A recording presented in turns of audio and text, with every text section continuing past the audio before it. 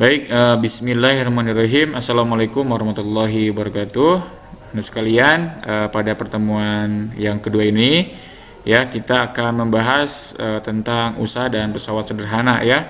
Nah, setelah pada video sebelumnya kita sudah lebih mengenal tentang konsep usaha, nah kita akan coba untuk kaitkan dengan pesawat sederhana, ya, seperti itu. Oke, di sini tentunya kita bisa menjelaskan konsep usaha pada pesawat sederhana, lalu dalam penerapan dalam kehidupan sehari-hari, termasuk kerja otot pada struktur rangka pada manusia, ya. Oke, nah di sini ada beberapa contoh gambar yang katakanlah bisa dijadikan sandaran untuk pembahasan tentang pesawat sederhana, ya. Di sini ada dongkrak, ya, jadi ada gaya yang bisa diangkat ke atas, ya, lalu ada jaraknya, ya. Selanjutnya di sini ada titik tumpu, lalu di sini ada usaha kalian ketika kalian mendongkrak, di sini ada jarak untuk kita mengangkat, ya. Jadi pesawat sederhana adalah peralatan yang dapat mempermudah kita dalam melakukan usaha. Nah, pesawat sederhana dapat mempermudah melakukan usaha dengan yang pertama adalah meningkatkan besar gaya yang bekerja pada objek, ya. Selanjutnya adalah meningkatkan jarak untuk gaya yang dapat bekerja, ya. Selanjutnya adalah mengubah arah gaya yang bekerja. Misalkan begini contoh, ya. Di sini ada ketinggian, ya. Ini ketinggian, ini contoh bidang miring, ya. Ini contoh bidang miring. Bagaimana caranya kursi ini bisa sampai ke atas? Ya tentunya, ya ada jarak yang dibutuhkan, ya. Untuk memindahkan daripada kursi ini, ya, berbanding dengan ketinggiannya. Oke, seperti itu. Selanjutnya ada gaya yang diperoleh. Nah, gaya yang diperoleh adalah misalkan gaya yang dilakukan oleh seseorang yang mendongkrak suatu kendaraan, seperti itu. Nah, ada beberapa jenis pesawat sederhana, ya. Ada berbagai pesawat sederhana yang kita bisa temui dan kita gunakan dalam kehidupan sehari-hari. Misalkan contoh adalah bidang miring, ya. Kelompok bidang miring apa saja? Ya, misalkan skrup. Selanjutnya ada yang keduanya adalah baji, ya. Ini mata baji, ya. Jadi di sini ada kemiringan, ya, pisau juga kemiringan. Lalu ada pengungkit, ya. Ada katrol, ada roda dan gear, ya, seperti itu.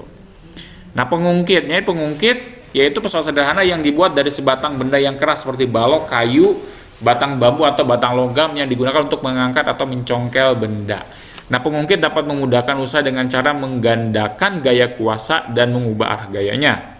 Contoh gunting, linggis, jungkat-jungkit, pembuka botol, pemecah biji kenari, skop koper, pinset dan sebagainya. Misalkan yang asalnya kita arah gayanya ke bawah, maka dia mencokelnya ke atas, seperti itu, ya. Seperti itu. Jadi arah gayanya dia bisa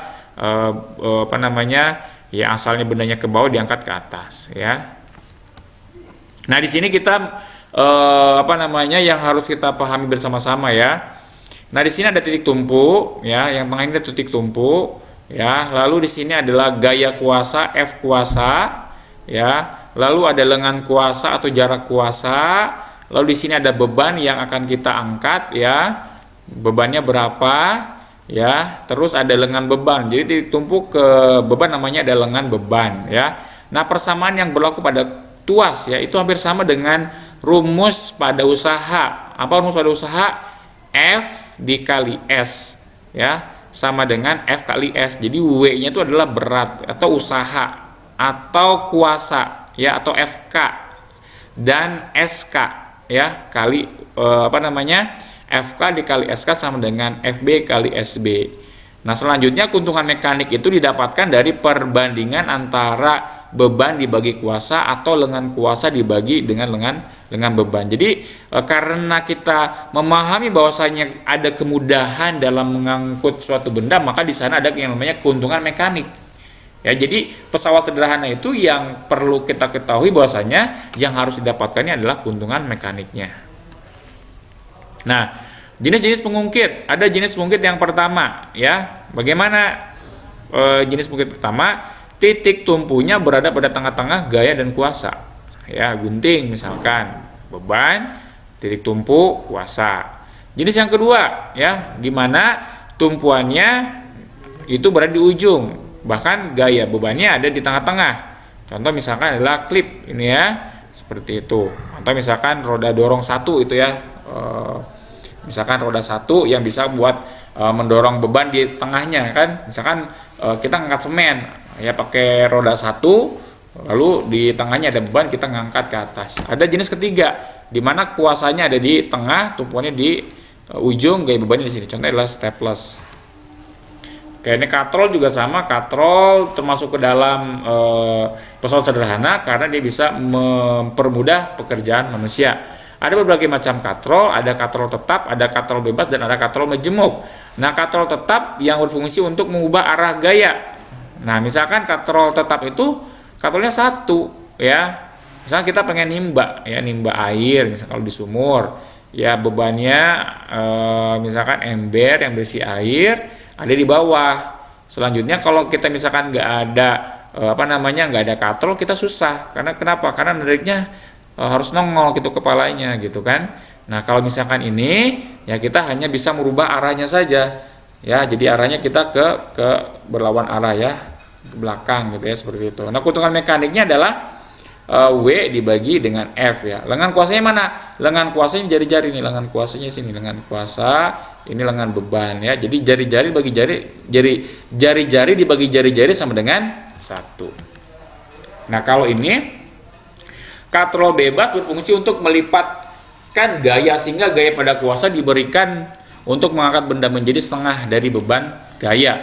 Jadi kalau misalkan ini ya, karena katrolnya ini bebas bergerak ya, maka keuntungan mekaniknya adalah 2 ini ya. Kalau yang tadi yang pertama 1, kalau ini adalah 2 ya. Jadi beban dibagi kuasa sama dengan lengan kuasa dibagi lengan beban. Kenapa lengan kuasa dibagi lengan beban sama dengan 2? Dikarenakan lengan kuasanya adalah diameter ya, sedangkan lengan bebannya adalah jari-jari ya. Diameter dibagi jari-jari sama dengan berapa? Sama dengan 2 ya. Ini disebut dengan katrol majemuk. Nah, katrol majemuk itu dikarenakan banyaknya jumlah katrol yang ada pada sistem gitu, bisa lebih dari 2. Itu disebut dengan katrol majemuk ya, seperti itu.